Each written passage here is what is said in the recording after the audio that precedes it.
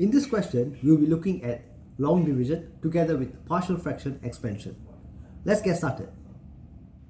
Hi, let's look at this partial fractions question over here. Now, in order for me to perform partial fractions, I need to make sure that the numerator is at least 1 degree lesser than the denominator. Okay, but in this case, the numerator has the highest power of x squared, and the denominator also has the highest power of x squared. Alright, so in this situation, what I need to do is I need to do a long division first. Alright, so what I need to do here is I have x squared plus 8x plus 9. I'm going to divide this by this term here, x plus 1, x plus 2. If I expand it out, I'll get x squared plus 3x plus 2. Okay.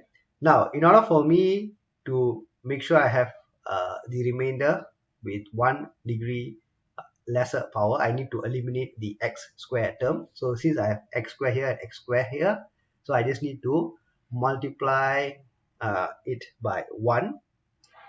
So what I will have here will be 1 times x squared is x squared, 1 times 3x is 3x, and 1 plus 2 is 2.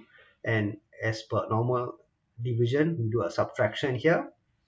Okay, and what is left is 0. Here x squared minus x squared is 0. 8x minus 3x is 5x, and 9 minus 2 is 7.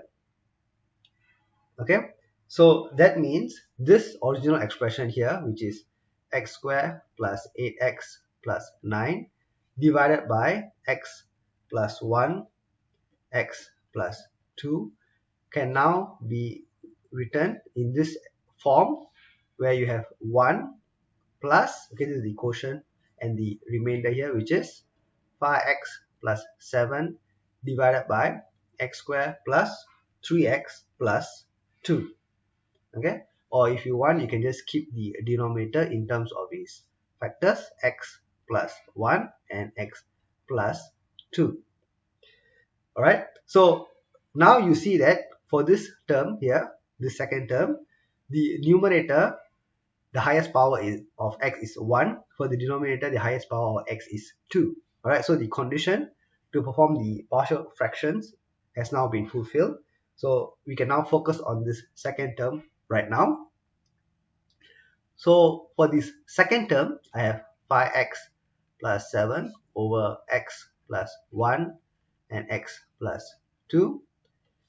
Okay, since I don't have any repeated roots, in terms of partial fraction expansion rules, I can break it up into a over x plus 1 plus b over x plus 2. Okay, multiplying both sides by the full denominator here, what I will have is 5x plus 7 over here, and for the first time I will have a, so x plus 1 will cancel off, so I'll get x plus 2 plus b and x plus 1. Okay, so basically what I've done is, on the left hand side, I have multiplied this whole term by x plus 1, x plus 2. Okay, which basically means that this denominator will cancel out each other and left is 5x plus 7. And I've done the same thing for the right hand side, where this whole term is multiplied by x plus 1 and x plus 2. So for this first term, x plus 1 and x plus 1 will cancel off each other, so I have x plus 2. For the second term, x plus 2 and x plus 2 will cancel off each other, and I'll have x plus 1. Alright, now what can I do? I can look at this expression and solve for a and b. Okay, so you can use the elimination method or comparing coefficients method.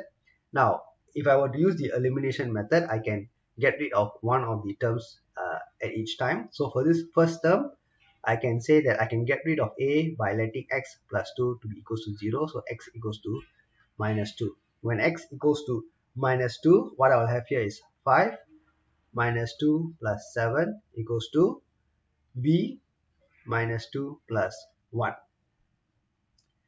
Okay, so here I'll have minus 10 plus 7, and b is minus 2 plus 1 is minus 1, so it will be minus b. Okay, so here I have minus 3 is equals to minus b, which means b is equals to 3.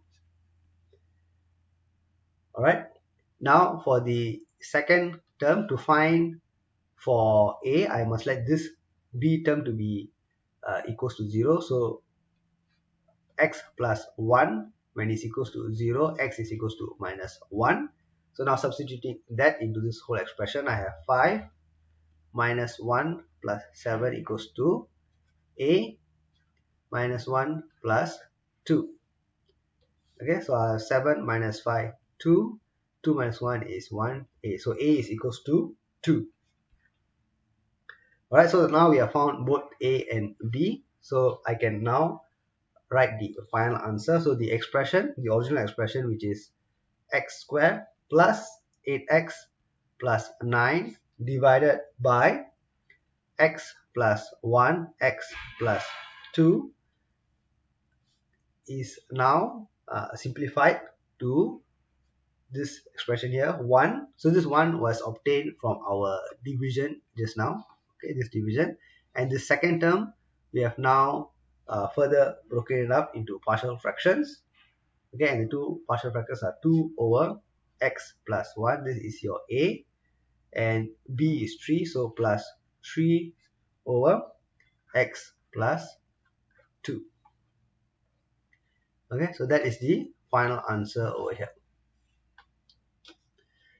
Okay, so I hope this video has shown you how to perform partial fractions in a very simple and straightforward way. The most important thing is the numerator must always be 1 degree lesser than the denominator in order to perform our partial fraction expansion. So if that is not the case, you need to perform this long division first.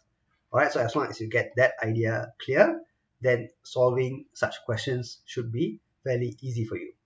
Alright, so thank you very much for watching. Look out for more such questions both on our website as well as in our YouTube channel. Thank you for watching, and I'll see you in my next video. Thank you. Bye.